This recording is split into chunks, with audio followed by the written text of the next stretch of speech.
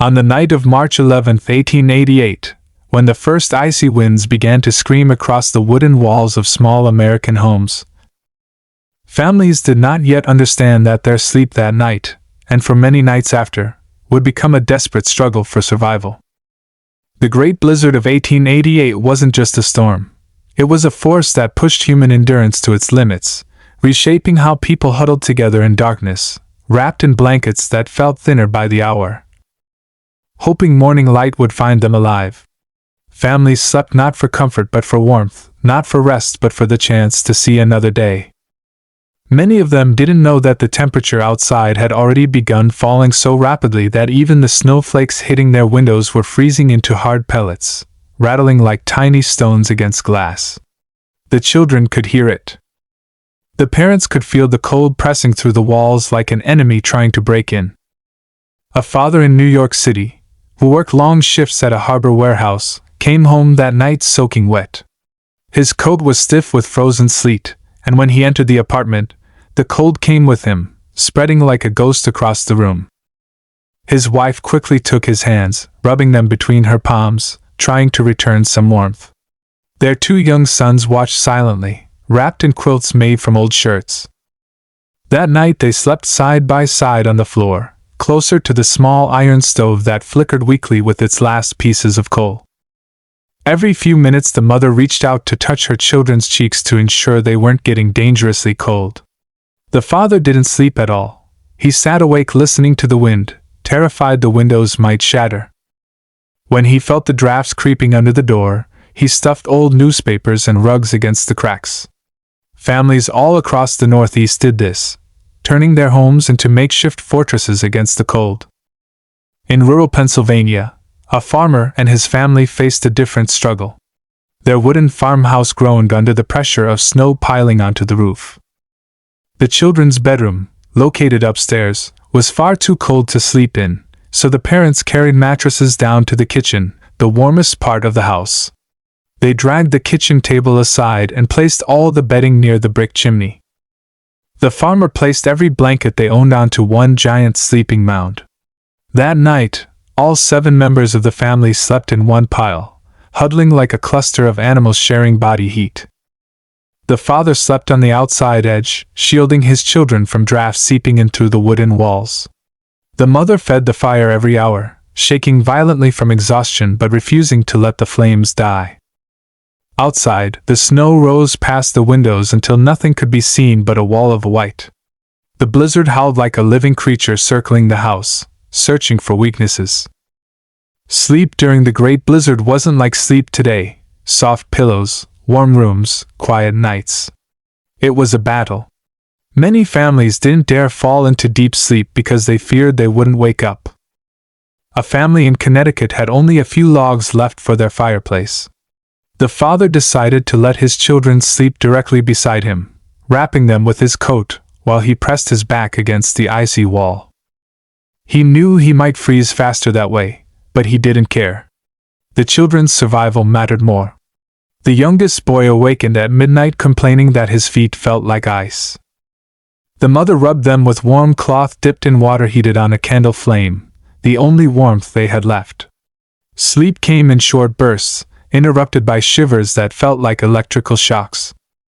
Every time someone drifted off, the cold dragged them back awake.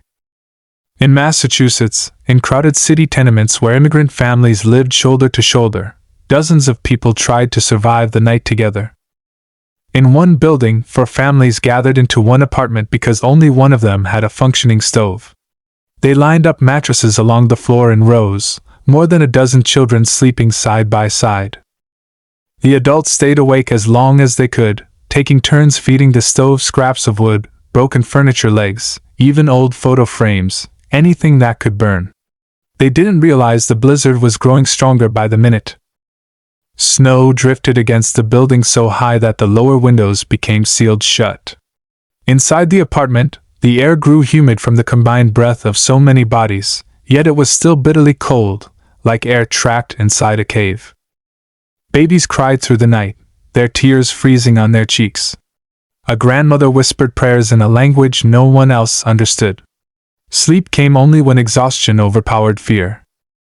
In the vast farmlands of upstate New York, a mother placed her children inside a wooden bed frame lined with hay, the same method farmers used to keep newborn animals warm. She covered them with quilts, and then layered sacks of grain on top for insulation. Her husband was outside fighting against the storm, trying to save the livestock from freezing. She heard him yelling for the cows to move, but the wind drowned his voice. She wanted to open the door, to check on him, but she knew even opening it for a second would let in a deadly wave of cold. So she sat beside her children, dozing off only when she felt their tiny chests rise and fall steadily. But every gust of wind against the house jolted her awake.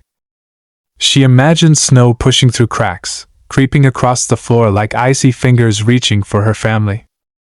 Some families slept in underground cellars because they believed the ground's natural insulation would protect them.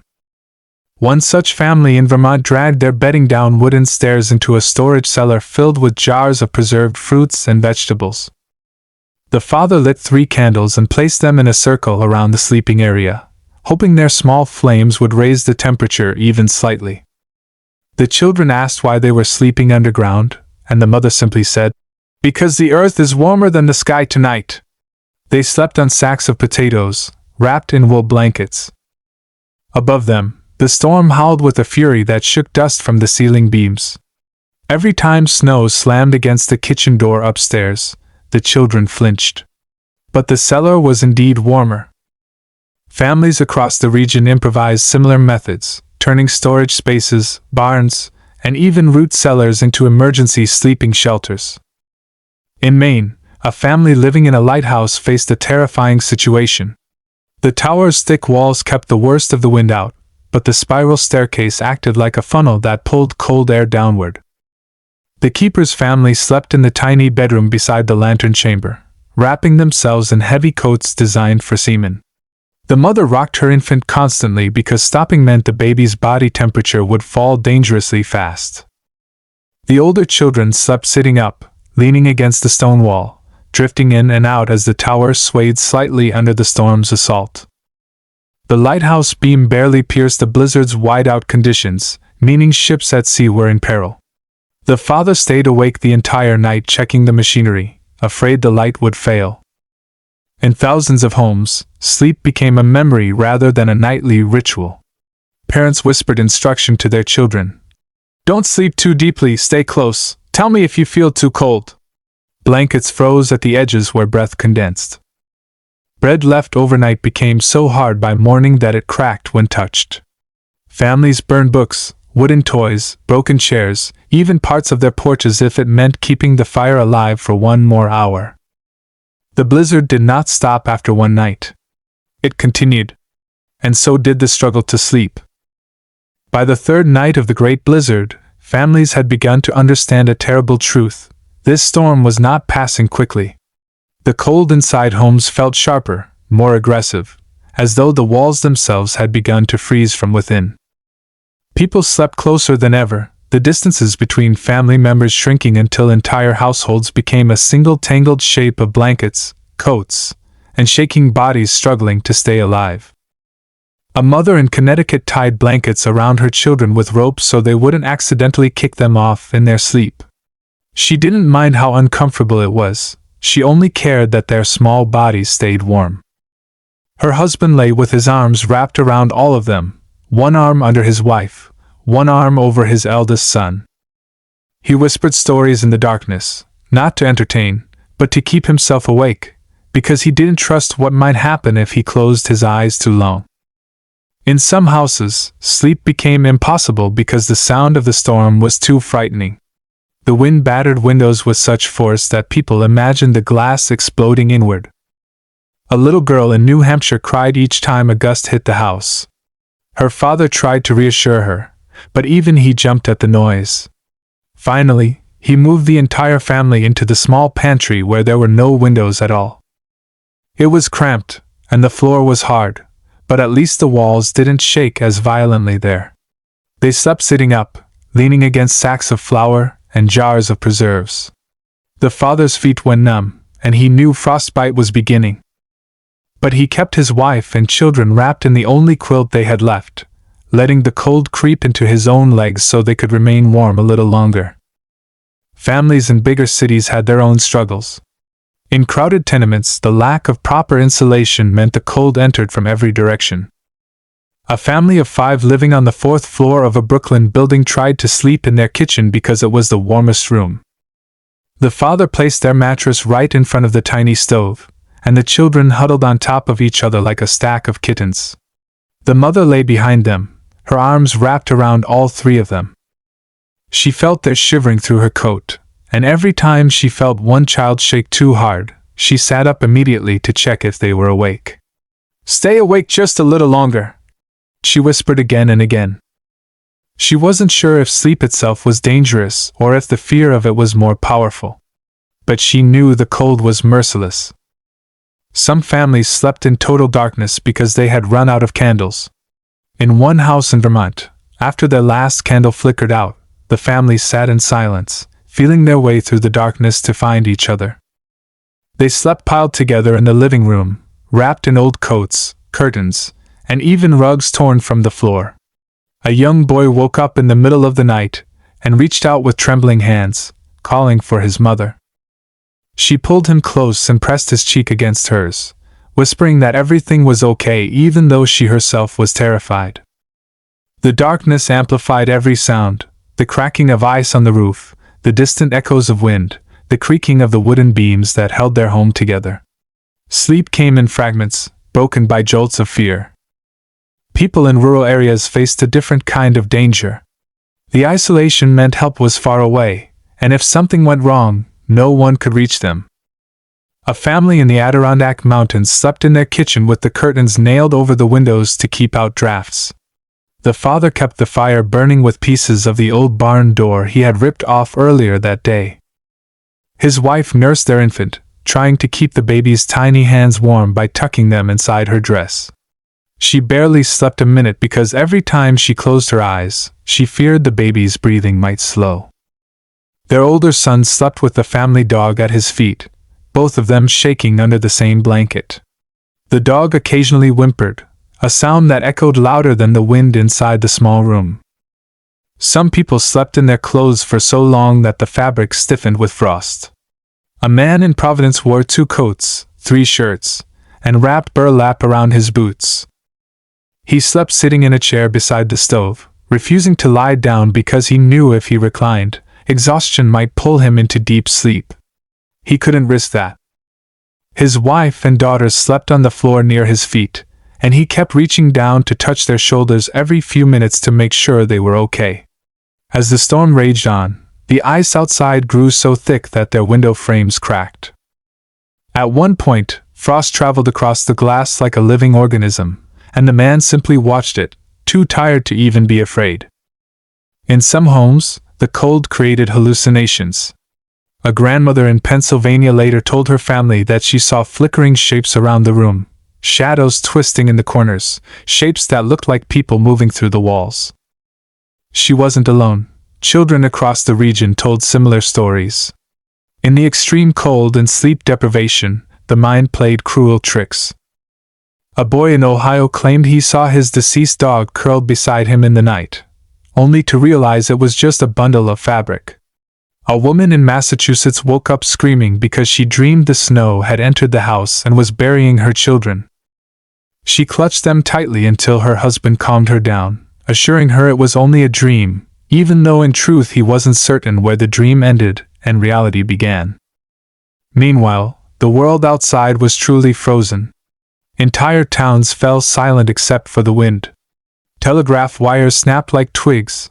Horse-drawn carriages were trapped in drifts as tall as a man.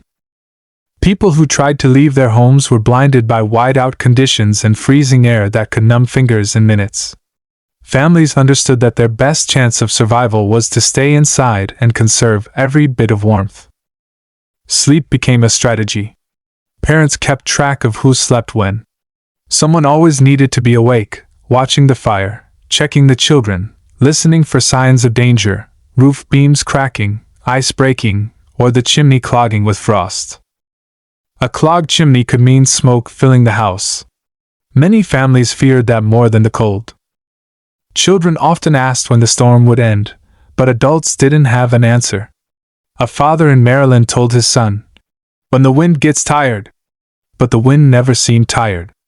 It howled with a wild, endless fury. The sound became part of their sleep, a constant presence like the roar of an ocean.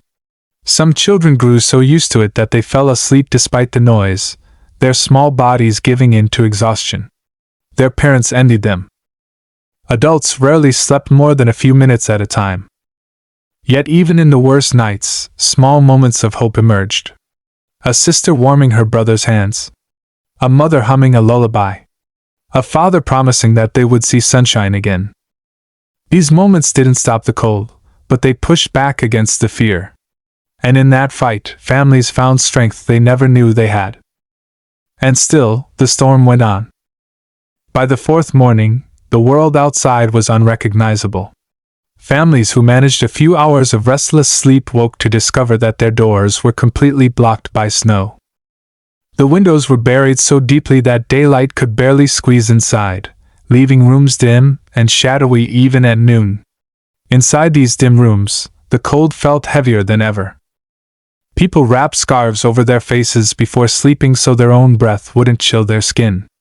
Parents rubbed their children's arms and legs constantly, terrified of frostbite.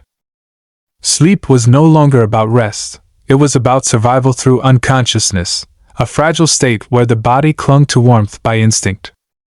In a small home in western Massachusetts, a schoolteacher and her elderly mother slept in the kitchen with the oven door open for heat.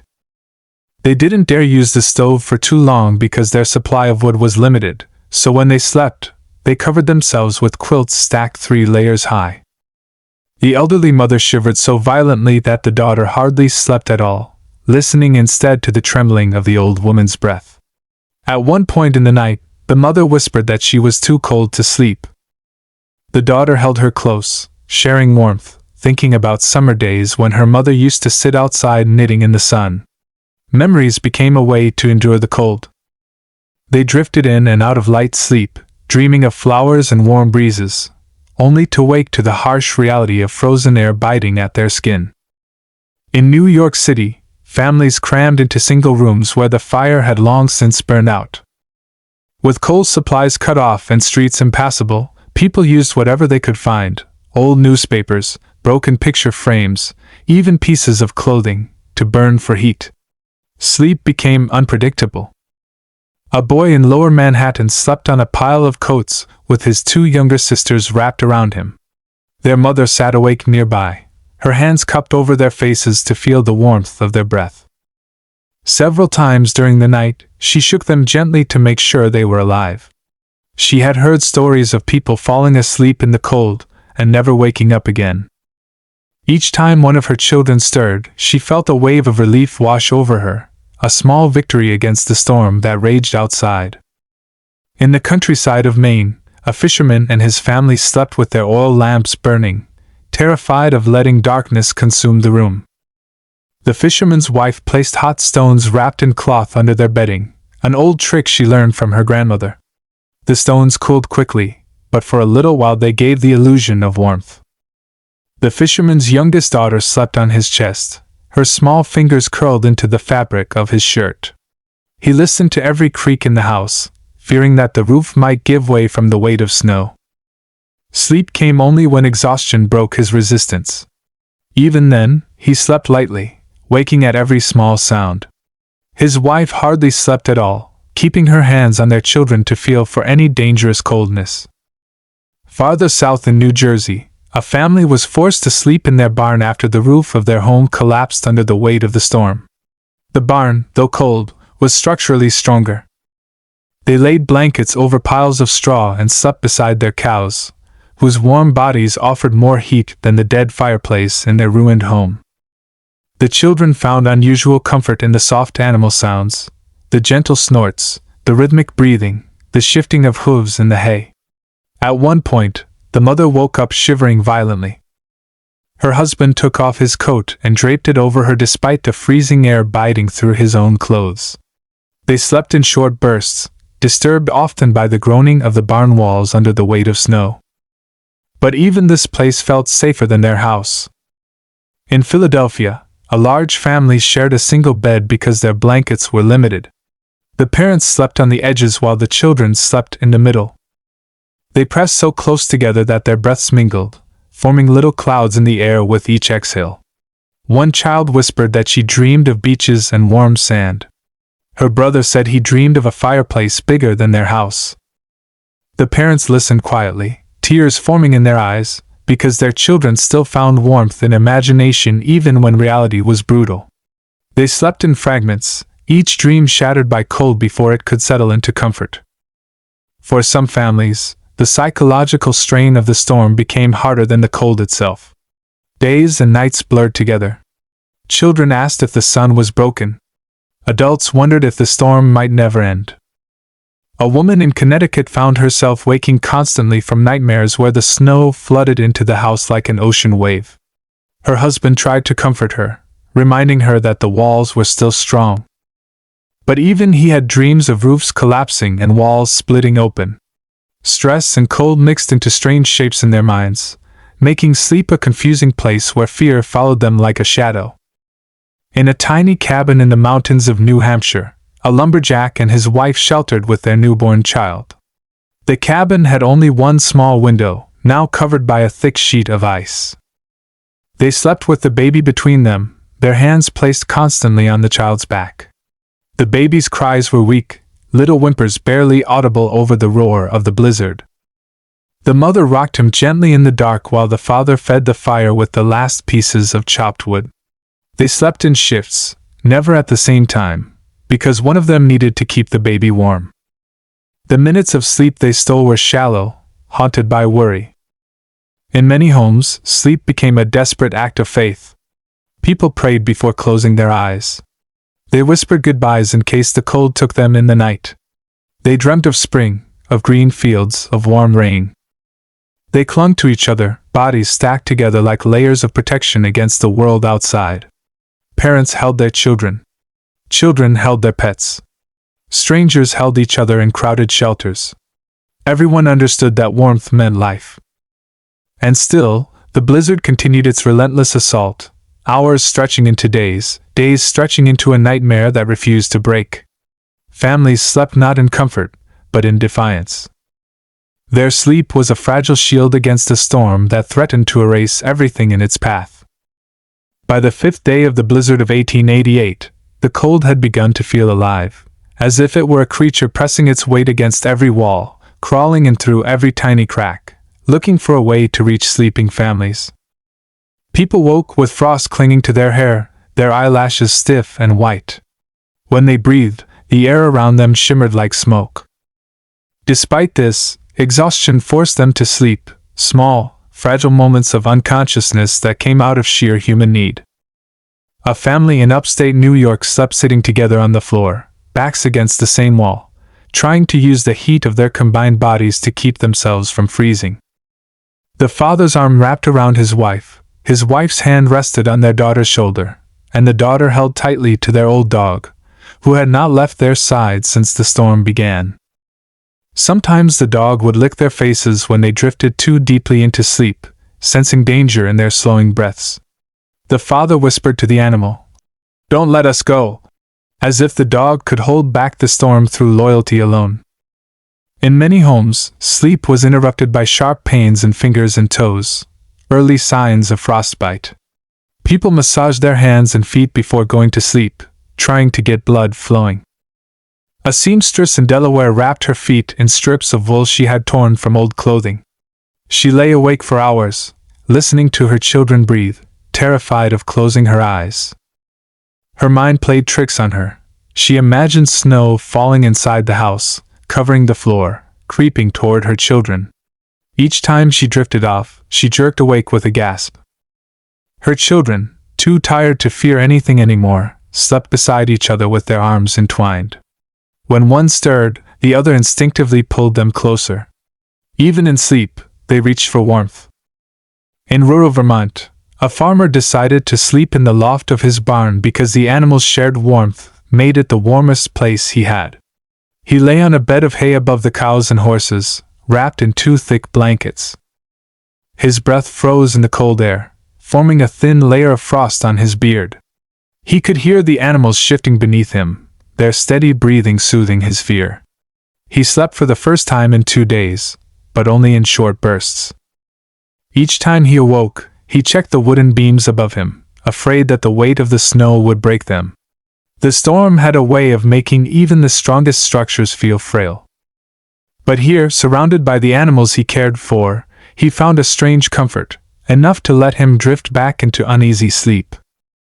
Families who had fireplaces depended entirely on them, but even those fires became unpredictable. In one home in Pennsylvania, a family slept with their faces turned toward the fire, terrified that if they looked away it might go out. The mother kept the poker in her hand, tapping at the logs every few minutes to keep them burning. Her children, exhausted from days of fear and cold, slept lightly on the floor beside her, bundled in every blanket they owned. At one point, the fire flared suddenly, sending a wave of warmth across the room. The youngest child moaned in relief even in sleep, stretching her hands toward the heat. Moments like this felt miraculous.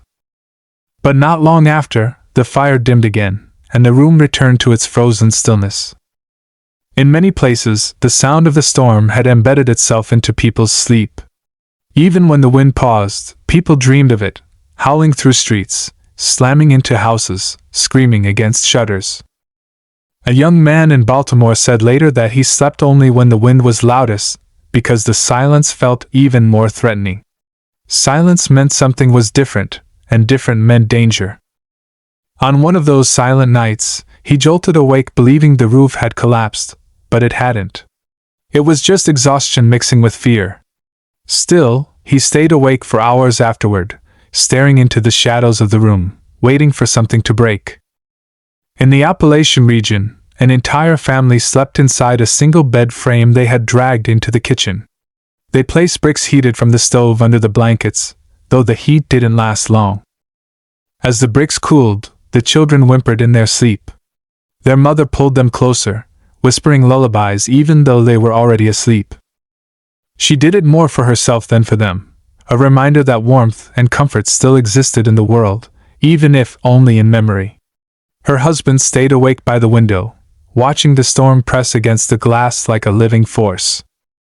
Several times, he thought he saw figures moving in the white haze outside, but he knew it was only his tired mind playing tricks. Still, he didn't stop watching until his own eyes could no longer stay open. In Boston, a doctor and his family had huddled into the smallest room in their house, the pantry. They thought the tight space would help them preserve warmth. Shelves of canned food and jars surrounded them as they lay together on the floor. The doctor listened to his children sleep, counting their breaths like he would check a patient's vital signs. He couldn't stop. Each time one of them paused for even a second too long, he shook them gently until they murmured and turned over. His wife begged him to sleep, but he refused. He believed that if he let himself rest, he would wake to find one of his children frozen beside him. The fear was irrational, but fear during the blizzard had its own logic, one shaped by cold, darkness, and endless isolation. Some families slept in unusual places because their homes were too cold. A group of neighbors in Rhode Island broke into a closed church and slept in the pews, using hymn books as pillows and curtains from the windows as blankets. They lit candles and placed them in the aisles to keep the room from falling into complete darkness. The flickering candlelight created strange shadows on the walls, making the sleeping people look like figures in an ancient painting. The church creaked under the weight of snow, but the shared presence of so many people made the place feel warmer than any home. People slept sitting upright, leaning against each other, murmuring prayers even after their eyes closed. Elsewhere, sleep became a negotiation with fear. People told themselves they would only rest for a moment. They whispered, "Just 5 minutes," but their bodies demanded more, dragging them into deeper sleep than intended. A mother in New Haven fell asleep holding her infant against her chest. When she awoke in a panic, she checked the baby's face only to find him breathing peacefully, his small mouth open in a soft sigh. She cried in relief, shaking so intensely she woke the baby, who then cried out, breaking the oppressive silence. That sound, crying, breathing, anything alive, was a comfort in a storm that felt like it wanted to erase every sound from the world. On the fifth night, the blizzard still showed no sign of stopping. Families everywhere drifted into sleep because they had no choice, because their bodies demanded it, because the cold made them shut down little by little. And in those fragile, vulnerable moments of half-dreams and shivers, entire households clung to the same hope. That morning would come. That this nightmare of white and freezing wind would end. And that when they opened their eyes again, the world outside would still be standing. As the storm raged into its third relentless day, many families found themselves drifting in and out of uneasy sleep, not because they were tired, but because their bodies could no longer fight the cold. In one tenement building in New York, a Norwegian immigrant woman named Solveig wrapped her 2-year-old daughter in every piece of wool she owned, then pulled the mattress off the bed and placed it directly over their bodies like a makeshift roof. She whispered lullabies from her homeland, not to put the child to sleep, but to distract her from the terrifying howling outside. Solveig herself did not sleep. She counted each breath her daughter took, terrified that at any moment the cold would steal one away. Many families practiced a method that later historians would call freeze rotation.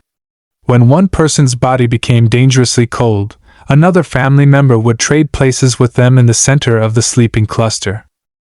This rotation continued throughout the night. Children were always kept in the warmest spot, protected by the overlapping arms and legs of parents or older siblings. In these moments, sleep became a strange ritual, part survival, part trust, part desperate hope. In isolated farmhouses across upstate New York and Vermont, families slept in kitchens because that was where the wood stove stood. They dragged straw, quilts, and feather beds onto the floor, forming rounded nests like small human campsites. The fire burned low because wood was running out faster than expected, so parents often slept closest to the cold edges while pushing their children near the remaining warmth. Some households burned furniture, chairs, broken wagon parts, old tables, to keep embers alive through the night. The crackling smell of burning pine mingled with freezing air seeping through the walls, a smell survivors said they could never forget. In Boston, a schoolteacher named Martha Jenkins recorded in her journal how families in her neighborhood spent the nights sitting upright instead of lying down. They believed that sitting would help them stay awake enough to notice signs of frostbite or hypothermia before it was too late. They wrapped shawls around their faces, leaving only eyes exposed. Some stitched together long strips of wool and tied themselves to each other so no one would slump over into dangerous sleep. Martha wrote that the nights felt more like waiting for dawn in a battlefield trench than resting in one's own home. Meanwhile, in the small Pennsylvania town of Bethlehem, families who owned basements or cellars used them as makeshift sleeping chambers. Even though the air was damp and smelled of old earth, the underground temperature was far more stable than the deadly freeze above. They lit candles that flickered across stone walls, casting long shadows as parents told stories to keep children calm. People placed rugs over the dirt floors and set up crates as seats. They slept there tightly packed, listening to the storm pound above like a monster pacing across their roof. One of the most heartbreaking accounts came from a family of 5 traveling by wagon when the blizzard struck suddenly. They found an abandoned storage shed near the road, barely large enough to fit them. Through the night, they slept sitting shoulder to shoulder, the father holding the youngest child under his coat. They dared not fall asleep for long. The cold would creep in and stiffen fingers, then toes, then faces. The mother kept tapping everyone's hands and feet, forcing movement, forcing life. They survived, but she later wrote that the blizzard taught us how fragile sleep can be, how quickly comfort turns into danger. The blizzard's nights also changed how families measured time. Clocks froze, candles burned out too fast, and windows were buried in snow so dawn arrived without light. People counted hours by how many fire logs they had left, or by how many times a child woke shivering. Some families in rural areas took turns staying awake as night watchers. This person's job was to tend the fire, check that blankets hadn't shifted, and shake awake anyone who seemed too still. Falling into a deep sleep in that cold could be fatal. The storm also created a strange quiet inside homes. Even though the winds outside roared at speeds over 50 miles per hour, the snow packed so densely against windows and doors that it muffled the world. Families said it felt like sleeping under a giant blanket made of ice, silent, heavy, suffocating. Dreams felt distant. Bodies felt numb. People slept in bursts, waking with sharp breaths, unsure whether they had been asleep for minutes or hours. When the blizzard finally weakened, many families emerged half asleep, disoriented, blinking into a world that no longer looked familiar. Many discovered that their barns were gone, roofs nearly collapsed, or fences buried entirely.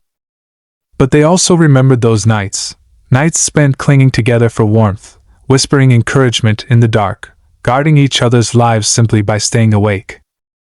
The Great Blizzard of 1888 is remembered for the staggering snowdrifts, the deadly temperatures, and the paralyzed cities. But what families remembered most was how they slept, together, tightly, fearfully, and with a kind of quiet courage that only people facing the coldest nights in American history could ever understand. As the storm dragged into its fourth night, families began to realize that the blizzard was testing not only their bodies but their minds. Sleep became something strange, something people feared as much as they needed. In many homes, parents tried to keep their children awake longer than usual, afraid that if they drifted into too deep a sleep, the cold would swallow them silently. Mothers rubbed their children's hands and feet, warming them with breath. Fathers stuffed gaps in the walls with rags, newspapers, and strips of cloth torn from old shirts. Anything that could block the wind was used without hesitation. Yet despite all efforts, the icy air still pressed in, crawling across floors and biting at exposed skin. In a farmhouse near Albany, the Turner family turned their dining table into a survival bed. They placed it directly in front of the stove and draped blankets from the tabletop down to the floor, making a little tent. Inside the makeshift shelter, the air stayed several degrees warmer. The children thought it was an adventure at first, but when nighttime came, their excitement turned into quiet shivers. Their mother held the youngest child tightly while whispering prayers. The father stayed outside the blanket tent, feeding the stove and listening to the fierce cry of the blizzard battering their home like fists against the walls. Every hour, he peeked inside to make sure no one's breathing had turned shallow or slow. In cities like New York and Philadelphia, sleeping arrangements became a kind of negotiation between neighbors. Some families with stronger stoves invited other families to sleep in their kitchens. People who had barely spoken before the storm now found themselves pressed shoulder to shoulder under heavy quilts. They shared body heat, food, and even fears. Children who had never met before fell asleep holding each other's hands. Adults whispered stories of past winters, trying to convince themselves that storms had been worse before, even though they knew deep down nothing had ever been like this. There were also those who slept with their coats, boots, and hats on, fully dressed, ready to move if something went wrong. Many kept ropes tied from one bedpost to another so they could navigate the room if their fires died and the temperatures dropped suddenly. Some tied bells to the ends of the blankets so if someone rolled too far away from the group, the soft jingling would alert the others. Such small tricks kept countless families alive during the deadliest hours. In many Native American communities, traditional winter survival knowledge helped families endure nights that would have otherwise been fatal. They insulated their sleeping spaces with layers of animal skins and placed heated stones wrapped in cloth near their feet. These stones, warmed earlier in the day, slowly released heat through the night. Families arranged themselves in circular formations, sharing warmth through a communal structure that had been perfected through generations of surviving harsh winters. Children slept between adults, and each person took responsibility for checking on the others. No one slept deeply, it was a practiced, protective rest. In poor immigrant neighborhoods, the situation was far more desperate. Families living in small, drafty apartments often had no stoves or fireplaces. Instead, they slept near each other like a single living structure, wrapping themselves with whatever they owned: sheets, curtains, sacks, and sometimes even newspapers. The famous newspaper blanket technique was crudely effective. Layers of tightly packed newspapers trapped heat better than thin fabric. Some families lined their walls and windows with paper, turning their rooms into rustling caves of crinkling sound. At night, the families lay beneath piles of this strange insulation, hoping it would be enough to keep frost from creeping into their bones. One heartbreaking diary entry from a 12-year-old girl in New Jersey described waking up every hour to the sound of her mother crying quietly. The girl wrote that she pretended to sleep because she didn't know what to say. She could feel the cold pushing against them like an invisible enemy. She wrote that her mother kept checking her pulse and touching her cheeks, whispering, "Stay warm, my little one. Stay warm." The girl survived the storm, but she would later say that she could never again fall asleep easily during winter nights. Across the countryside, farmers who kept animals indoors during the storm found themselves sleeping beside their livestock. Horses, cows, and even sheep became sources of warmth. A number of families slept in barns because the animals' breath and bodies kept the air warmer than their own frozen cabins. People nestled into piles of hay, covering themselves with blankets and old coats. They slept listening to the slow movements of animals, the shifting of hooves, and the soft snorts that echoed in the dark. For many, the presence of these animals became a strange comfort, proof that life was still breathing in the coldest corners of the world. As the blizzard's freezing winds continued without mercy, families experienced a new kind of sleep deprivation. Time lost meaning.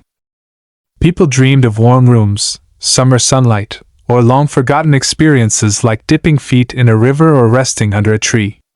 Then they woke to the bitter shock of reality. Everything was still cold, still dark, still deadly. Sometimes people dreamed they were warm, only to wake in a dangerous state of hypothermia. These dreams were some of the most dangerous illusions of the storm. Survivors later described them as the warmth that wants to kill you.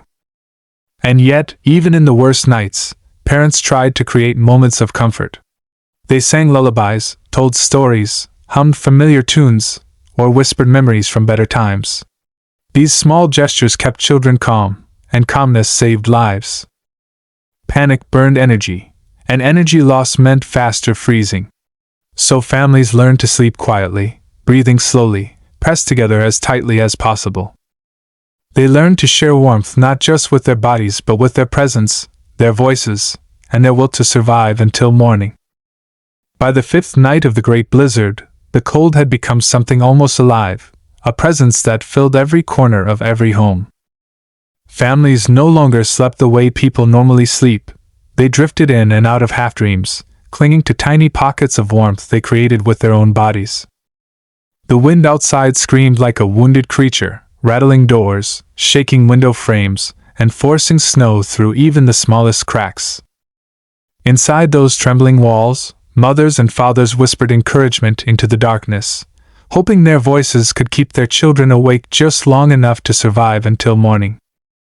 In countless homes, families learned a strange, instinctive rhythm of survival sleep. A person would wake from a painful chill, shift their position, and the movement would ripple through the group like a wave. One person curling tighter made another move closer, and another, until everyone had readjusted into a warmer cluster. These adjustments happened dozens of times throughout the night. No one complained. Every shift of a body was a reminder that someone was still alive. In a brick tenement near Brooklyn Bridge, the Santoro family, Italian immigrants, slept with pots of boiled water placed between blankets. The water cooled within an hour, turning lukewarm, then cold, but for that brief hour it provided life-saving heat. The father boiled the water again and again, throughout the night, his hands red and stiff from holding hot metal and washed with cold air. His wife held the newborn baby against her chest, wrapping her coat around them both. She sang soft Italian lullabies not as a bedtime ritual, but as a lifeline, something to keep her heart steady long enough to stay awake. In rural Ohio, where some families had been trapped in their homes for days with no wood left to burn, people turned to an older method they had heard from grandparents: heating bricks. They placed bricks in whatever fire they could manage, sometimes fueled by broken furniture, and then wrapped the hot stones in cloth. Those bricks were placed at the foot of beds or inside straw nests where children slept. The bricks cooled quickly in the freezing air, but the first few minutes were warm enough to calm frightened children and ease them into a fragile sleep. In many households, people slept with their pets for warmth. Dogs curled against their owners' legs, cats nestled under blankets. In some barns, families and animals formed a single sleeping mass, humans on one side, cows on the other, sheep filling the gaps. The animals' breath created warm clouds that hovered around them, and families breathed it in like borrowed heat. The storm had erased all boundaries between human and animal. Warmth was warmth, no matter its source. In Chicago, a widow named Eleanor and her 2 sons slept inside a closet for 3 nights straight. She lined the interior walls with rugs, coats, and even ripped pieces of wallpaper to block the drafts. They crouched on the floor surrounded by shoes, candle stubs, and the faint scent of mothballs. A small lantern flickered beside them, casting just enough light to reassure the younger boy, who was terrified of the dark. Eleanor let her sons sleep in her lap, cradling their heads while the storm wailed outside. She barely slept at all. Each time her eyes drifted shut, she remembered stories of neighbors who had frozen in their sleep. She kept herself awake by counting backward from 1,000 over and over again. In another part of the Midwest, where farmhouses stood far apart and rescue was impossible, families dragged their bedding into root cellars. The earth-insulated walls offered a precious few degrees of safety. People slept beside shelves of canned peaches, pickles, potatoes, and onions. Mice scurried in the corners, but no one chased them away. The storm had rearranged priorities. This wasn't a time for comfort, it was a time for survival. Children fell asleep listening to the drip of cold water from stone ceilings, clutching dolls made from corn husks or scraps of old fabric. Mothers stroked their hair, humming low melodies to drown the storm's growl above. In the Great Plains, where the storm had struck hardest, families learned the critical rule of shared breath. Parents slept facing their children so their warm exhalations could heat each other's faces. Frostbite often began on the nose, ears, and cheeks, so parents cupped their hands over their children's faces while they slept, creating small pockets of warmth. Some families even slept with scarves tied between them, touching their foreheads, ensuring that no one drifted too far apart during the night. There were tragic moments when sleep became dangerous. Survivors later told stories of people who drifted into a peaceful dream, unaware that their bodies were shutting down. Someone would be shaking them awake, yelling their name, slapping their face, doing anything to bring them back. Waking someone from hypothermia sleep was a frantic, desperate act. But it saved lives. Families learned to check each other constantly, even in their own half-conscious state. Some families had a member who took the role of night guardian. This person stayed awake as long as they could, tending the fire, refilling hot stones, adding blankets, shaking those who had slept too long. Often it was the oldest son, or the father, or a mother who refused to let exhaustion take anyone. These guardians would stare into the darkness, listening to the storm slam against the roof, trying to calculate how many more hours until morning. Their lonely vigilance gave the others a chance to sleep, however fitfully, however briefly. The nights felt endless. Hours stretched like days. And yet, in those long, miserable stretches of cold and fear, families found ways to hold on to one another through touch, warmth, whispered words, and the simple miracle of staying awake just enough to keep everyone alive. By the 6th night, the blizzard had transformed the American Northeast into a frozen labyrinth, and families who were still trapped inside their homes began to lose track of what normal sleep even felt like. Many people had not slept more than a few minutes at a time. Their bodies ached from constant shivering, their minds drifted in and out of strange visions, and the sound of the storm began to change in their ears. What once sounded like wind now felt like whispers, groans, or distant voices. Some children asked their parents who was calling from outside, and parents, hearts pounding, insisted it was only the storm. They could not admit the truth, that even they were beginning to hear things that weren't real. In Boston, the O'Reilly family slept with their kitchen oven door open, letting out whatever heat it could provide. It was a dangerous decision. They knew the risks of fumes, of fainting, of carbon monoxide poisoning, but the cold had pushed them past fear of anything except freezing. They slept sitting upright around the stove, blankets wrapped tightly around their shoulders. Every few minutes, one of them would open their eyes to check that the others were still breathing.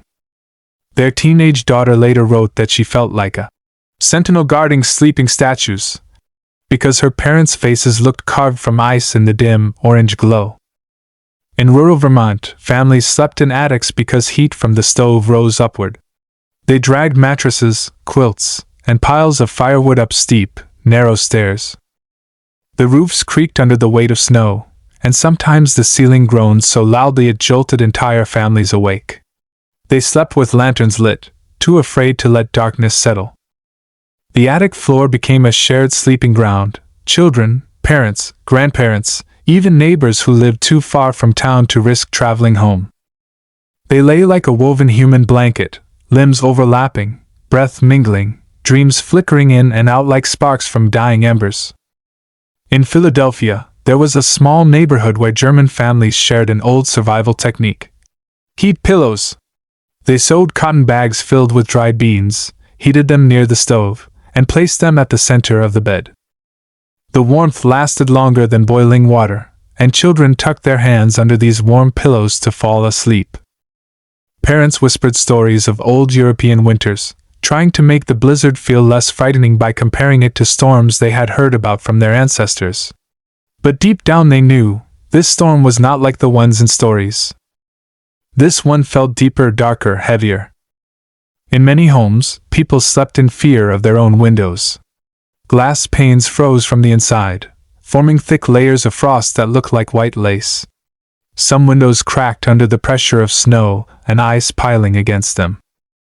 Families placed furniture against the frames, chairs, trunks, wardrobes, anything to brace the glass.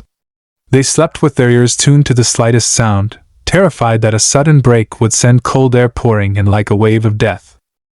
One of the most remarkable accounts came from a teacher in Connecticut named Samuel Blackwell. He and his neighbors dug tunnels through the snow from house to house so they could check on each other during the storm. At night, the families in this small community slept in shifts. 3 families gathered in the largest home, which had the best fireplace. Children slept first, huddled together under heavy quilts. Adults sat around them, whispering jokes and old stories to pass the time.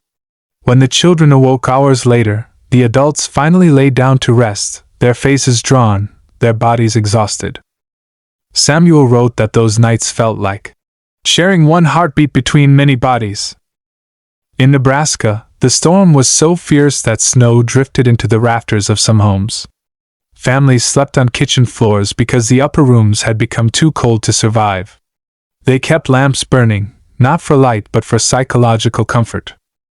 A single flame, however small, made the cold feel less victorious. Some families placed bowls of warm broth beside their beds so they could drink without leaving their cluster of warmth. They sipped slowly during the night, the steam rising gently into the dark air. In the Dakotas, a family of 7 took refuge in their root cellar after the main door of their house was buried under 6 feet of snow. They slept beside barrels of apples and sacks of flour, turning the cellar into a temporary bedroom. They placed 2 lanterns on opposite walls to keep away the oppressive darkness. They slept side by side on blankets laid over dirt, listening to the house above them groan under the weight of snowdrifts. The mother kept humming songs to stop herself from panicking. Her voice trembled, but the familiar melodies gave her children just enough comfort to drift into shallow sleep. Throughout the Great Plains, the storm created terrifying illusions at night. It was said that some families heard what sounded like footsteps crunching across snow outside their home, but when morning came, no tracks were found. Others claimed they heard doors knocking, voices shouting for help, or the distant ringing of bells. In reality, the wind created these sounds, bending through cracks and hollows in ways that played tricks on the exhausted mind. For families trapped in those frozen hours, sleep was constantly interrupted by these ghostly noises. In some homes, people tied ropes between their wrists so that no one would roll away from the center of the sleeping cluster. They feared that if someone drifted toward the cold edges of the room, they might not wake up. These ropes became the silent guardians of the night, simple lifelines that ensured no one slipped too far into the cold. And despite the unbearable conditions, despite the fear of freezing, families still found moments of tenderness. A mother would stroke her child's hair. A father would whisper reassurances he didn't believe. A child would tuck their small hand into an adult's palm. These small human gestures warmed hearts even when the world outside felt colder than death. For many survivors, these intimate moments of shared struggle became the most powerful memories of their lives. By the seventh night, families began to wonder whether the storm would ever end or whether the world outside their walls had been replaced entirely by ice. Sleep had become more of a negotiation than a natural need. People slept only when their bodies gave out from exhaustion. Between these short bursts of rest, they sat upright, rubbing their arms, breathing into their hands, shifting positions, leaning against one another for warmth. A kind of silent agreement had formed in every household. No one would sleep too deeply, and no one would sleep too far from the others. In a cabin near Lake Erie, the Dawson family had created what they called the warming circle. Every night, the 7 members sat on the floor around the wood stove, legs crossed, shoulders touching. In the middle of their circle, they placed the family dog, Ginger, whose warm body and steady breathing gave them a strange sense of hope. They slept in shifts, leaning forward onto their arms or backward against each other's shoulders. Whenever someone stirred, the whole circle shifted slightly, creating a gentle wave of movement. The crackling of the fire became their lullaby, soft, steady, and reassuring, even as the blizzard screamed outside.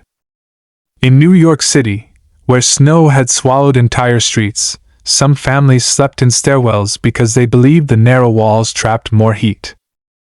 They spread blankets across the steps, forming a strange, slanted sleeping arrangement where children lay on the lower steps and adults on the higher ones. The rhythmic breathing of dozens of people echoed up and down the staircases of these crowded buildings. Sometimes neighbors they barely knew joined them, finding comfort in the collective warmth of bodies pressed close. In those nights, each building felt like a living, breathing organism fighting for survival. In small coastal towns, where the winds were sharpest and salt-filled air stung exposed skin, families used the oldest method of all, sleeping under furs. Even families who had long since abandoned fur blankets pulled them out of trunks for the first time in years. The weight of these heavy skins was comforting, almost protective. Some children cried less under them, feeling the closeness of their parents. Others fell into deeper sleep, dreaming of summer, fields, and sunlit oceans, dreams that felt impossibly far away. In Pittsburgh, several families gathered in community halls after their homes became too dangerous. They lined up mattresses and blankets along the hardwood floor and slept in long rows, like soldiers in a winter camp. Children slept first, their small chests rising and falling beneath threadbare quilts. Adults stayed awake around lanterns, sharing stories to keep each other alert. They spoke in low voices about coal shortages, frozen rivers, roofs collapsing under snow. But they always ended with the same reassurance. "We'll make it through the night." Even though no one fully believed it, the sentence was repeated like a prayer. In the countryside of Maine, the blizzard blocked the only road leading to a small family farm.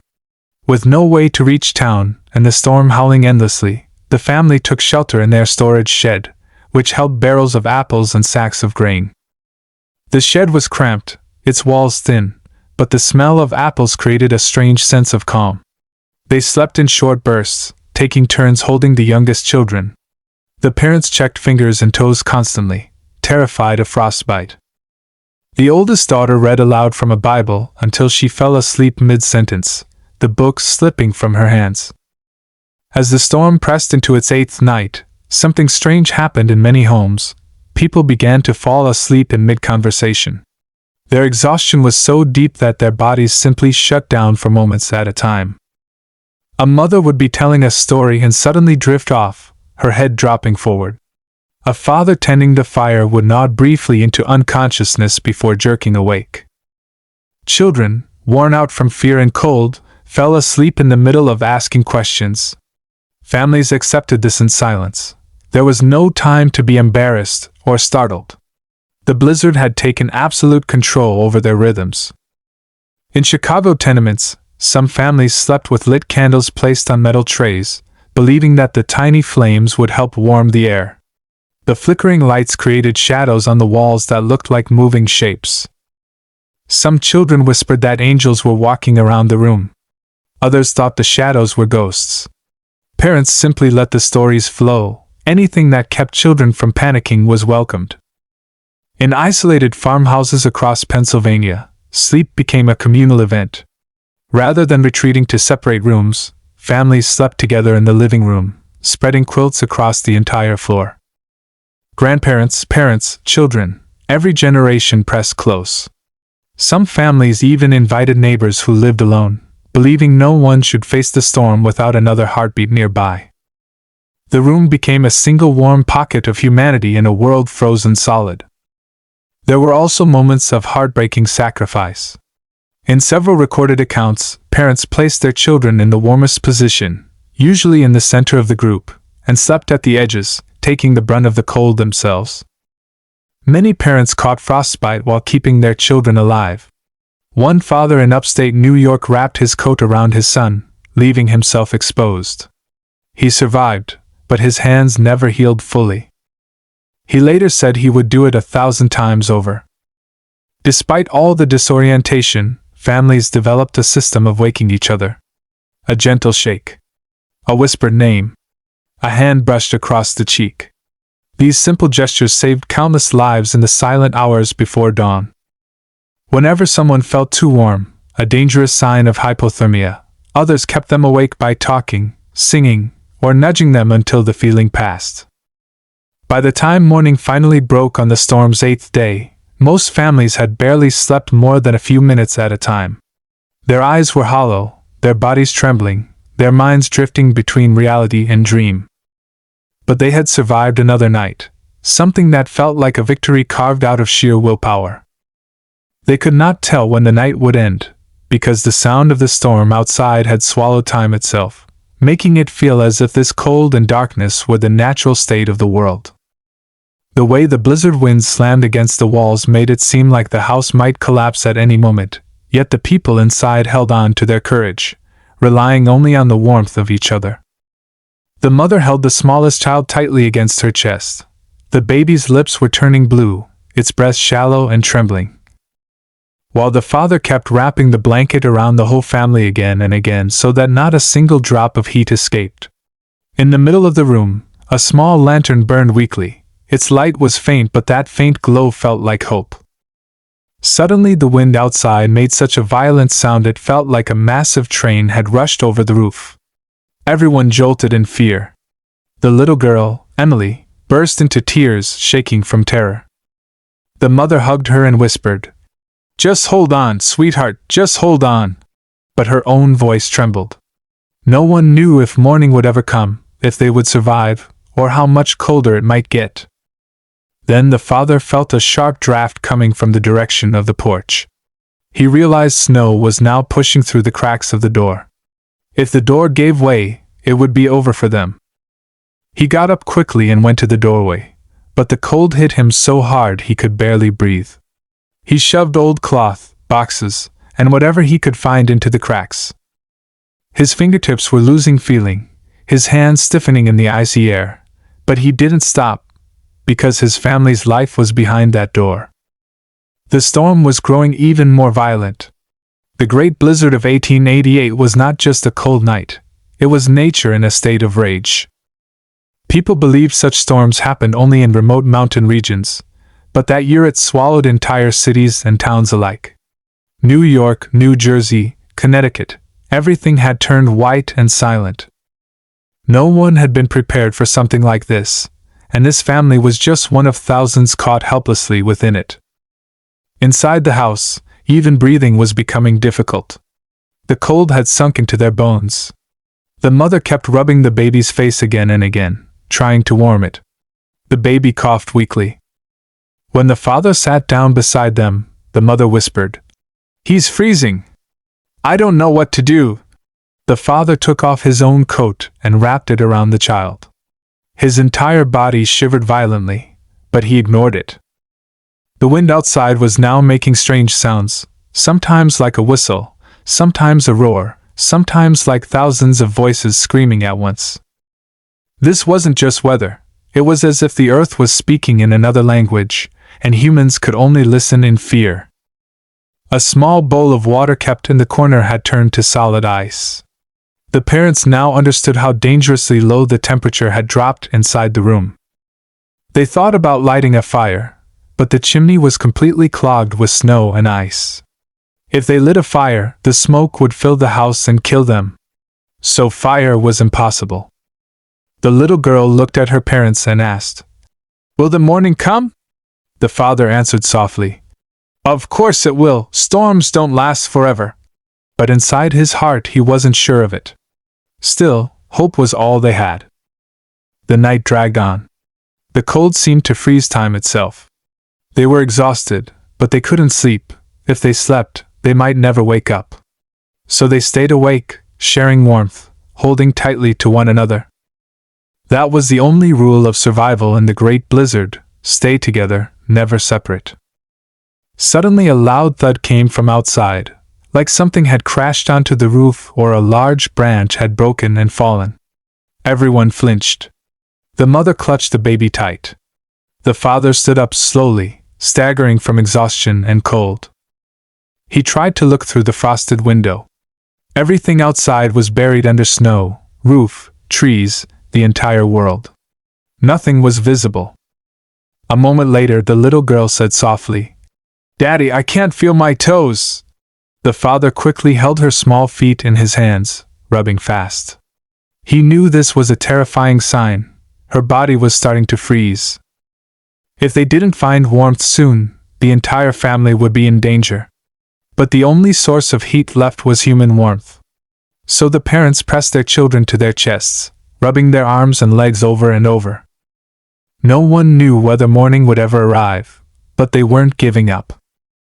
Even in the deepest darkness and fear, the strength of the family was their togetherness. And with that strength, they fought through one of the most terrifying nights in the winter of 1888. The wind kept hammering the walls as if trying to tear the house apart piece by piece, and with every passing hour the temperature felt like it was slipping deeper beneath the skin. The father tried to stay awake, but his eyelids grew heavy from exhaustion. Still, he forced himself to remain alert because he knew that falling asleep in such cold could mean never waking up again. The mother tightened her grip around the children, whispering soft words to keep them conscious, anything to keep them from drifting into the deadly numbness that the blizzard brought. The lantern flickered weakly, its flame shrinking as if suffocating in the cold, and they all stared at it with fear, because that tiny flame had become their last visible reminder that life still existed around them. Outside, the storm sounded like a living creature, breathing, growling, scraping its claws across the frozen earth. Snow piled so high against the door that it felt like they were being buried alive inside their own home. Every once in a while, the house trembled slightly, and the children clung tighter to their mother, terrified it might collapse. The father reached for the wall, feeling the vibrations and listening closely, trying to understand whether the structure was giving way or if it was just the relentless force of the wind. They had no idea how much time had passed. Night in a blizzard has no shape, no edges. It becomes one long suffocating moment, stretching endlessly. The only measure of time was the beating of their hearts and the fear that grew heavier each minute. The father occasionally cracked open the lantern's lid to make sure the oil wasn't freezing. Even the flame seemed to tremble from fear, its tiny glow barely holding on. The mother noticed frost forming on the edges of the children's hair. She brushed it away quickly, her fingers trembling. She murmured, "Stay awake, stay with me." But the little boy's head kept drooping. The father shifted closer, pulling both children into his lap, surrounding them with his arms, giving whatever warmth he had left. He could feel his own strength draining, his hands stiff, his breath shallow, but he forced himself to breathe slowly, steadily, as if trying to warm the air around them. Then came a moment, a strange silence. Not complete silence, but quieter. The wind paused slightly, as if the storm itself had taken a breath. The family looked toward the door instinctively. They'd heard stories about storms. Sometimes the roaring stops just before the worst wave hits again. The father listened carefully. The mother watched him, anxiously waiting for his reaction. But before he could say anything, they heard a new sound outside, something faint, irregular. A distant creaking, maybe a collapsing tree, or snow sliding off a roof. But then another sound followed, a muffled cry, like someone calling out but swallowed by the storm. The father stiffened. The mother's eyes widened. They looked at each other, silently asking the same question: was someone outside? The idea felt impossible. No one should be out in such deadly weather. And yet, there it was again. A faint, desperate shout, carried by the wind. The little girl whispered, "Daddy, is someone out there?" He couldn't answer. It felt insane to even think someone could survive outside in this blizzard, but the sound didn't lie. Someone was fighting the storm. The father stood up slowly, his legs nearly buckled from weakness. The mother grabbed his arm, whispering, "Don't, you can't open the door, the cold will rush in, we won't survive." He knew she was right. Opening the door even an inch could drop the room's temperature enough to kill the children instantly. But the sound outside wasn't stopping. It was getting more desperate, more panicked, as if whoever it was had fallen or was sinking into the snow. He stared at the door, torn between instinct and survival. His entire body was screaming that going outside would be suicide. But there was another voice inside him, a human instinct, a moral weight, telling him that someone was out there alone, freezing, dying, needing help. The storm roared again suddenly, rattling the door hard, as if warning him not to try anything foolish. The mother whispered through trembling lips, "If you go out there, you might not come back." The father looked at his children, their small, fragile faces pressed against their mother's chest. He felt something inside him break. He knew he couldn't leave them. He couldn't risk their lives. As much as it tore his heart, he sat down again slowly, and the cries outside drifted further into the storm. The mother closed her eyes, repeating softly, "Please, please survive, whoever you are."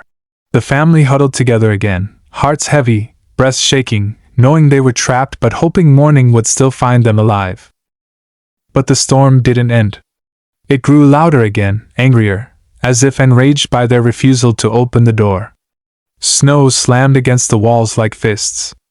The wind howled like a wounded beast. The lantern flickered violently, and they feared it might go out at any moment. The father placed his hand on the mother's shoulder and whispered, "We hold on. That's all we can do."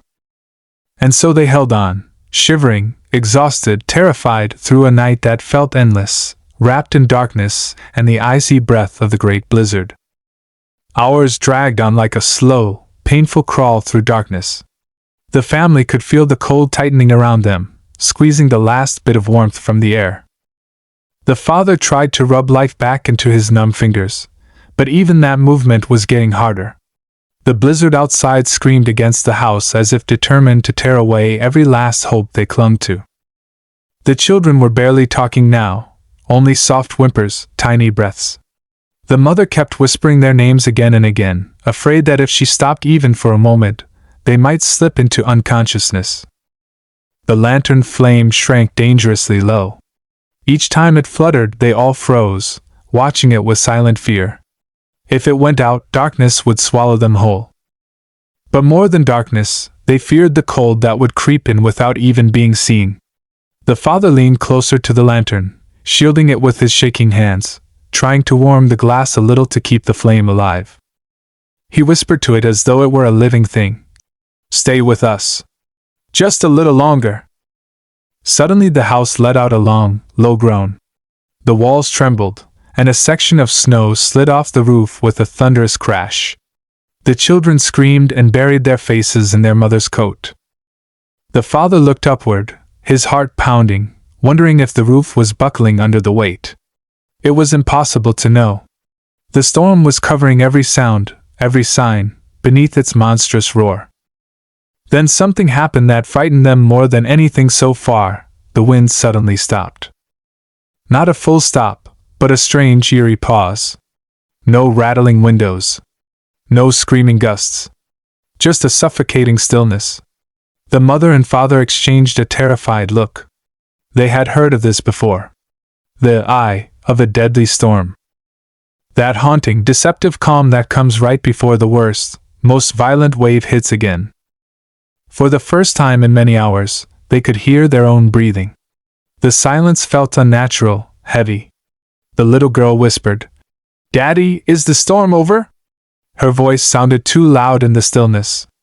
The father slowly shook his head.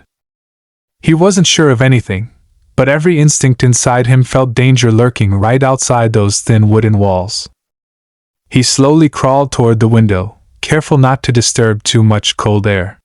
He wiped a small circle on the frozen glass with his sleeve. At first he saw only darkness. Then, faintly, the outline of massive snowdrifts pressed against the house, higher than before, nearly burying half the window. The sky was not clear. It was an angry gray, swirling quietly. A false calm. He crawled back to the family and said softly, "It's not over. Stay close." Minutes passed. The silence grew colder, sharper. And then, without warning, the wind returned. Not gradually. It came slamming back like a giant hand striking the house. The walls shuddered. Snow blasted against the door with such force that the hinges creaked violently, and for a terrifying moment the mother thought the door would fly off entirely. The little boy cried, "Make it stop! Make it stop!" But the storm only roared louder, as if answering him with fury. The temperature inside the room dropped again. They could feel it instantly, as if someone had opened a freezer door. The mother held the children's faces in her hands, rubbing frantically. The father grabbed every scrap of cloth, blanket, and coat they had and layered them over the children until they looked almost buried under fabric. But even that wasn't enough. The cold was too deep, too merciless. Then the house began trembling in a new way, slowly, rhythmically, almost like footsteps on the roof. The father's breath stopped. The mother clutched his arm, whispering, "What is that?" He didn't know. Snow shifting? A broken branch scraping across the roof? Or something collapsing under the weight of ice? The sound creaked again, louder this time, running along the wooden beams above their heads. The children froze in terror. The father moved toward the center of the room, listening. He touched the wall. It was vibrating more than before. The roof was straining. He knew heavy snow could crush a house. It had happened to others in the blizzard already, stories of barns and small homes collapsing under thousands of pounds of packed snow. If their roof gave way, they wouldn't stand a chance. He whispered to the mother, "If it cracks, we have to move to the corner. That's the strongest part of the structure." But she shook her head weakly. "They're too cold, we can't move them." He looked at the children, cheeks pale, eyes half closed. He didn't know which danger was worse, the collapsing roof or the deadly frost. The storm felt like a trap with no escape, squeezing them from all sides. Then there was a sudden, sharp noise, like a long crack splitting wood. The father's eyes shot upward. The mother gasped. The children clung to each other. The sound echoed across the ceiling, spreading like a spider's web of dread. The roof was beginning to give. And all they could do was hold each other and pray that the storm would show mercy before the house did. The crack in the roof seemed to spread through the air like a warning. The father held his breath, listening for the next sound. For a moment, nothing happened, but that silence felt even more frightening than the noise. The mother pressed the children closer, her hands trembling uncontrollably. The storm raged outside with renewed fury, pounding the house as if determined to finish what it had started. Every gust of wind seemed to shake loose another invisible nail. Then the roof groaned again, deeper this time, like an old giant waking from sleep. Snow shifted heavily above them. A few tiny flakes drifted down through the beams, landing on the father's arm. He stared at them, white, cold, glittering, proof that the ceiling was no longer holding as tightly as before. His heartbeat thundered in his ears. "We need to move to the corner," he whispered, the words barely forming through his numb lips. The mother hesitated. The children looked dazed, their bodies losing heat too quickly. Moving them could drain the last bit of strength they had left. But staying under a collapsing roof was suicide. The father crawled toward the corner, the thickest, strongest part of the house, patting the floor to check for drafts. It was cold, but the structure felt solid. He signaled the mother. She tried to lift the little boy first, but her arms were too stiff, her fingers barely responding. The father returned quickly, helping carry both children one at a time. Their bodies felt frighteningly weightless, as if the cold had hollowed them. They settled in the corner, huddling tightly together. The sound of the storm pressed in from every direction. The wind howled through the cracks like a chorus of ghosts. Snow hammered the roof with a rhythm that grew faster, angrier, as if testing the house's strength. Minutes passed like hours. Every sound felt like the final one. Every creak felt like the last moment before collapse. Then, suddenly, a deafening crash exploded above them.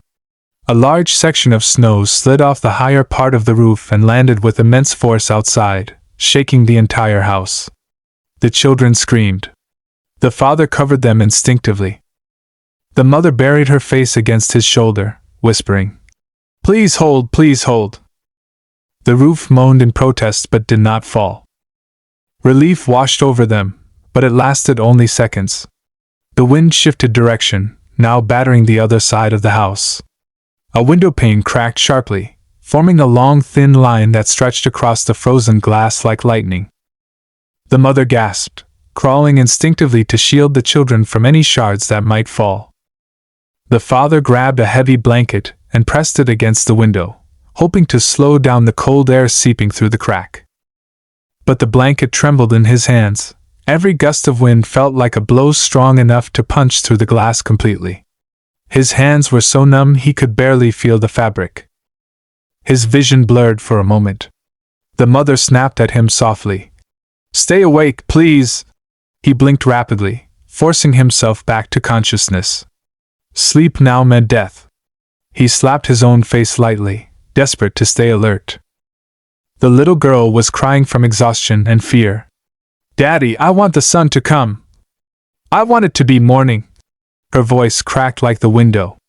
The father held her close, murmuring, "It will come, just hold on." But deep inside, he wondered if morning could even reach them under this mountain of storm.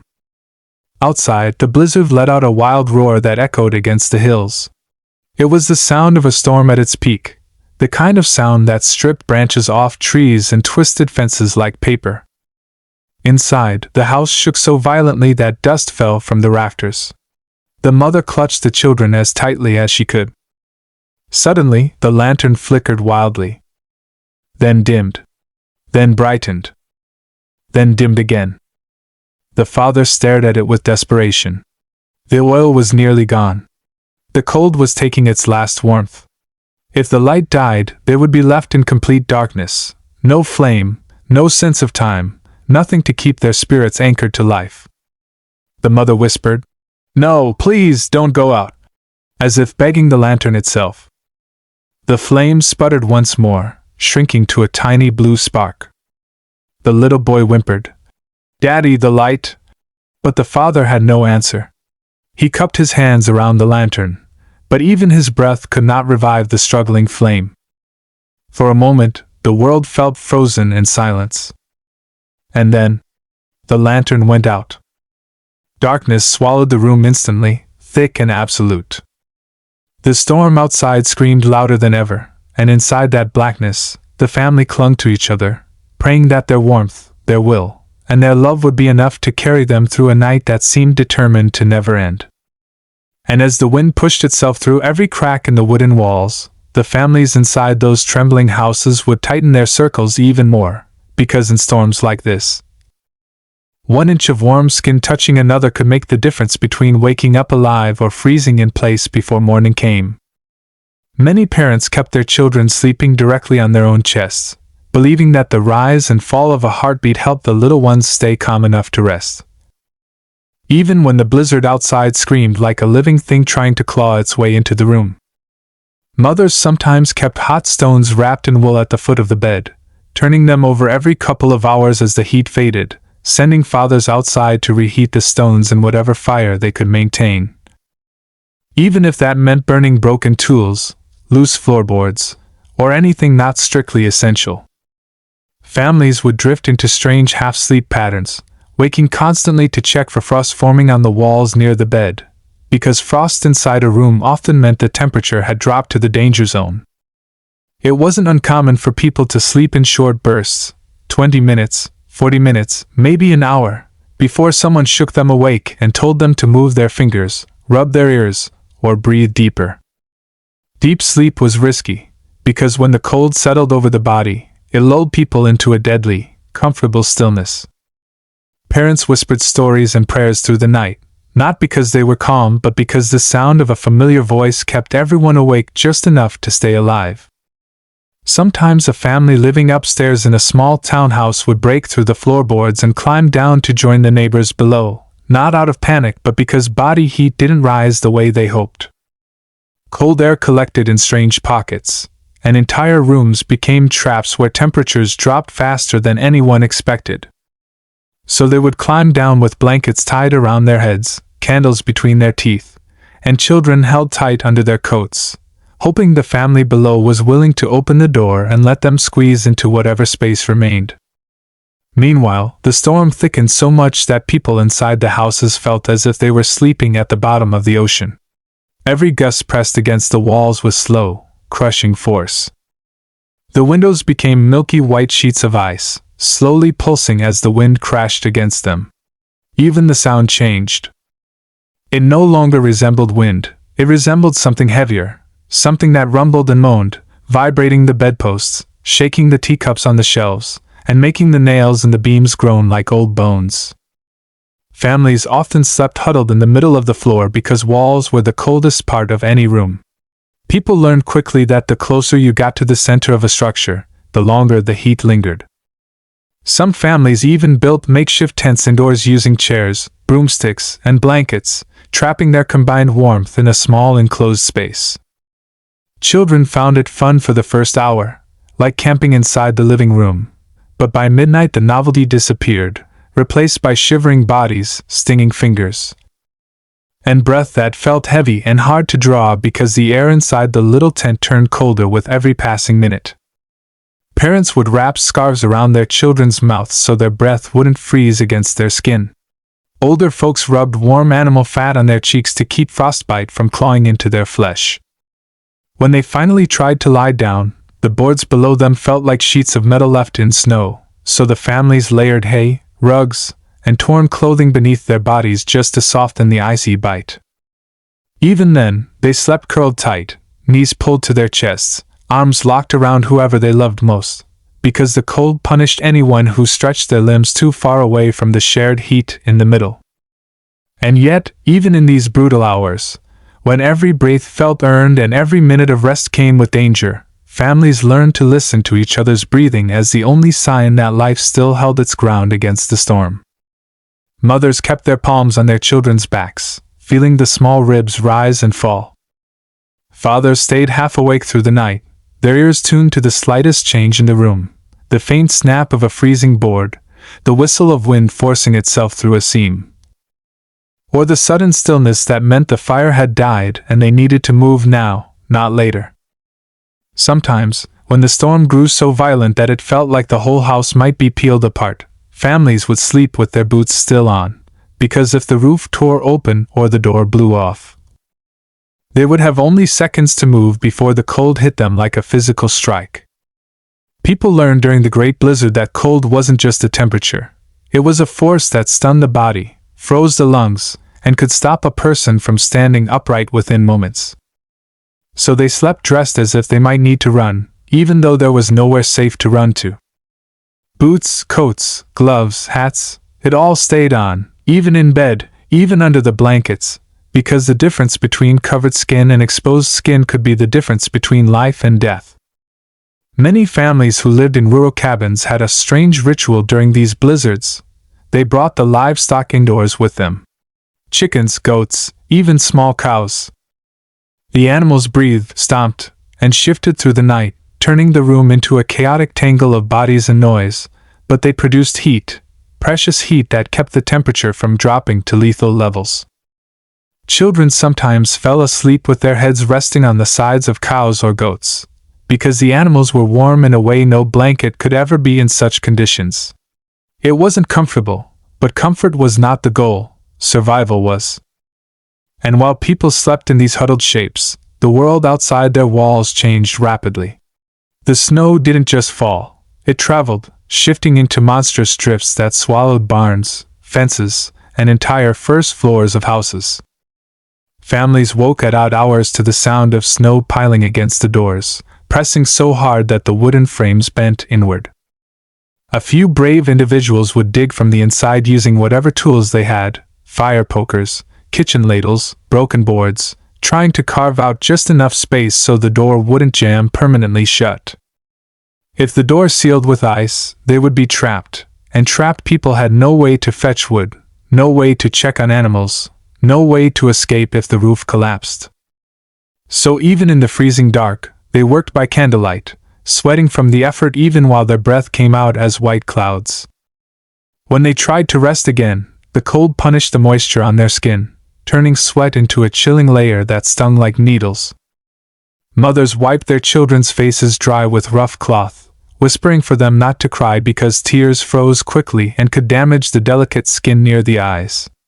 Fathers rubbed their own hands until the numbness faded enough to feel again. Sleep, when it came, felt shallow and uneasy, the kind of sleep where the brain stayed half awake, listening for danger, ready to snap into alertness the moment something changed. Sometimes, the wind outside would suddenly stop. Just silence. Deep, eerie silence. And that was somehow worse than the roar, because it meant the storm was shifting, changing direction, gathering force, preparing to slam into the house from a new angle. Families often woke in these silent moments, the hairs on their arms standing on end, their hearts picking up speed even before the next burst of wind arrived. They would brace themselves, clutching blankets, drawing their children closer, waiting. Then the impact would come like a giant fist against the walls, shaking dust from the rafters, knocking pictures off the shelves, making everyone flinch as though something massive had landed on the roof. People who lived through those nights said they never forgot that sound, not thunder, not wind, but something deeper, more primal, as if the storm were alive and angry. In many homes, families slept near the kitchen because that's where the stove was. Even when the fire shrank to a dull red heart, it was enough to keep one corner of the house from freezing solid. Parents took turns feeding small bits of wood or dried roots into the fire, carefully rationing each piece so they didn't run out before morning. Children often slept with their hands extended toward the stove, trying to catch the faint trace of warmth that drifted through the air. And when the stove finally cooled, the cold settled in like an invading army, creeping across the floor, climbing up the walls, pushing its way around the sleeping bodies until someone woke with a shiver strong enough to feel like a warning. The families who survived the blizzard understood something that people today rarely experience, that sleep itself could be dangerous. Too deep, and you might never wake. Too shallow, and exhaustion might break your will before the storm ended. So they balanced on a thin line, drifting in and out, keeping an ear open for each other's breathing, guarding one another with the only weapon they had left, shared warmth. As the storm dragged into its second and third night, families found themselves entering a strange rhythm of half-sleep and constant vigilance. The body wanted rest, but the mind refused to fully surrender, aware that falling too deeply asleep in such cold could silence a person forever. Parents watched over their children like guardians of a fire that could flicker out at any moment. Sometimes a child's breathing would grow too faint, and a mother would shake them gently, whispering their name until the small chest rose again with a stronger breath. In those moments, fear tightened around everyone in the room, because they all knew someone else's home might be losing a child at that exact hour.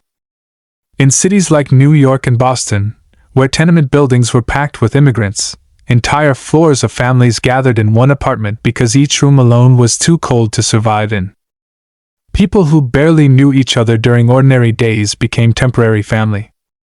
They pushed beds together, spread blankets on the floor, and formed a massive cluster of humanity, 20, 30, sometimes 40 people sharing breath and heat in a cramped room that smelled of damp wool, melting ice, and the metal tang of fear. Babies cried, old men coughed, women whispered prayers in different languages, but no one complained. No one dared move too far from the group warmth. Some nights, the blizzard made the buildings sway. The sound of wooden beams straining under the pressure sent shivers through the adults. Children woke with wide eyes, asking if the house was falling. Parents lied gently, stroking their hair, saying it was only the wind, only the snow, nothing more. But deep inside, the adults knew that several structures across the Northeast had collapsed, roofs crushed under the weight of drifts that grew taller than doorways, taller than windows, sometimes taller than the houses themselves. Out on the frontier, the nights were even more brutal. Families living in sod houses or small log cabins found that snow slipped through gaps in the walls, drifting down in soft, glittering piles that landed directly on blankets, on faces, on hair. People brushed it off constantly, but it kept returning, pushed by the relentless wind. Some families built inner barricades, stacking barrels, quilts, and furniture against the walls, to keep the snow from blowing straight onto their sleeping children. But even then, frost formed on the inside of the windows so thick that it looked like lace spreading across a frozen mirror. When people tried to sleep, they often curled so tightly that their muscles cramped. But stretching out even a little meant losing precious warmth, so they endured the pain silently, trembling within their layers of clothing. Husbands wrapped their arms around wives, brothers around sisters, elderly around small grandchildren. Anyone whose hands grew dangerously cold tucked them under someone else's coat, and no one minded, because in those hours, family bonds extended far beyond blood. Warmth was survival. Some households where the cold became unbearable did something desperate yet effective. They moved everyone into the root cellar. Underground, the temperature stayed cold but steady, shielded from the killing wind. Families lit lanterns and slept among jars of pickled vegetables, sacks of potatoes, and crates of stored apples. Children lay on grain sacks, using them like makeshift mattresses. Parents hung blankets from the rafters to make the space feel smaller and warmer. The earthy smell of soil, mixed with smoke from a small lantern, created an environment where they could finally breathe without their lungs burning from the frigid air. But sleeping in a cellar carried its own dangers. The air could become too still, too heavy. Families took turns opening the trapdoor just a crack to let in fresh air, even though every time they did, a burst of icy wind surged in and made the lantern flicker like it might die. Still, they preferred that brief agony over suffocating in stale air. They stayed awake in shifts, guarding both life and warmth. In many homes, the silence between gusts became a haunting presence. Families would lie awake, listening for signs that the storm was weakening, hoping for some signal that morning would bring relief. But the nights were long, so long that time seemed to stretch, turning minutes into hours. People lost track of when they last slept, when they last fully woke, when they last felt anything other than cold pressing into their bones. And yet, through all of this, something remarkable happened. Families grew closer. They shared stories in the dark, whispered memories of warmer days, promised each other that spring would come, that the world outside would someday thaw, that life beyond the storm still waited for them. Parents invented games for their children, small guessing games, shadow play with lantern light, anything to distract them from the misery. The sound of a child's soft laughter, even for a moment, felt like a victory against the storm itself. As the blizzard dragged on into its third night, families discovered new ways to survive the cold that seemed to invade every inch of their homes. Parents took turns huddling closer to children, pressing their faces against tiny cheeks, whispering words of comfort so that the rhythm of a human voice would anchor their minds against panic. Every breath became a careful calculation. They inhaled slowly, exhaled slowly, trying to conserve warmth, trying to trick their own bodies into tolerating temperatures that no human should endure. The cold was relentless, creeping into the folds of blankets, seeping beneath layers of clothing, and penetrating the bones so deeply that every muscle ached with a frozen stiffness. Yet there was no choice but to endure. In multifamily homes, the practice of pooling resources became critical. Neighbors who had never shared more than polite greetings now merged their bedding, their coats, and their blankets. The collective warmth of 20 people could stave off frostbite where one family alone would have failed. They huddled together on floors, on makeshift bedding, creating a dense, human wall against the chill. Even the faintest exhalation contributed to the shared air, providing precious, life-sustaining heat. Adults whispered reminders to each other: move your toes, rub your hands, roll onto your side, shift closer to the body next to you. Survival depended on constant, minute vigilance. Outside, the storm showed no sign of relenting. Snow piles formed mountains against the sides of houses, drifted over fences, covered porches and pathways in layers so deep that anyone venturing outside would vanish entirely within moments. The wind roared like an endless sea, hurling ice and snow in every direction. Families sometimes pressed themselves against inner walls, listening to the violent blows as if each crash could be fatal. The outside world had become unrecognizable, a frozen wasteland where movement was impossible and visibility non-existent. Even the bravest souls stayed inside, knowing that stepping out meant certain death. Within these walls, sleep became a game of seconds. One parent would drift for 20 minutes before waking with a start to check a child's breathing. If a baby's chest did not rise, the mother would shake them gently, whispering, coaxing, praying. Fathers rubbed children's arms and legs, warming them with their own body heat. It was a perpetual cycle: sleep, check, adjust, breathe, repeat. The hours melded into one continuous struggle against the cold. Each heartbeat was a reminder of life, fragile yet resilient. Some families discovered the power of heat in unexpected ways. Even the smallest sparks of fire, lit in stoves or fireplaces, became miracles. A single candle could illuminate hope and allow one tiny corner of the room to retain warmth for a while. In rural homes, heated stones or bricks wrapped in cloth served as portable heaters. Children often clutched these items, feeling life return to their extremities, the sting of frost replaced temporarily with comfort. Adults learned to rotate warmth, passing stones, blankets, and even each other's arms, ensuring that no one was left to endure the cold alone. The terror of the night was accompanied by the surreal beauty of snow. Ice crystals pressed against the windows, forming patterns that resembled fragile lace. The moon, when visible, cast a ghostly silver glow across the drifts. But beauty was fleeting. It was a reminder of nature's power and the fragility of human life. Families huddled together, aware that their survival depended not on admiration but on vigilance, cooperation, and sheer willpower. Every groan of a frozen board, every whistle of wind through a crack, could signal impending danger. There was no room for distraction, no room for negligence. And yet, within that darkness and fear, families persevered. They spoke softly to each other, shared memories of warmer days, and promised the dawn that life would continue. They whispered prayers, sang lullabies in hushed tones, and allowed small moments of laughter, however brief, to break the oppressive tension. Children clung to parents, parents clung to children. Every touch became a lifeline. In the heart of the great blizzard, they discovered the deepest essence of survival: warmth shared, hope maintained, and human connection preserved in the face of unrelenting cold. By the fourth night, exhaustion had become almost tangible. Parents' bodies ached from the constant huddling, the shivering, the vigilance. The children, though smaller, seemed to absorb the stress of the adults, crying softly in half-sleep or whimpering as their tiny fingers and toes grew numb.